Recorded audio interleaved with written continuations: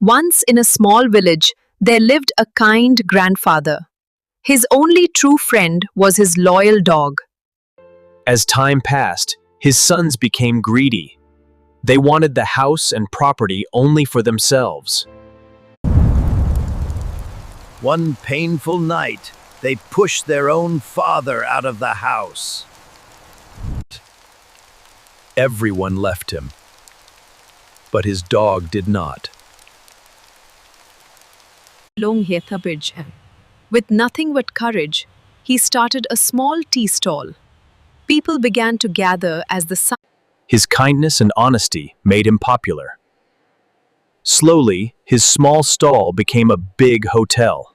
The same sons who rejected him came back in regret.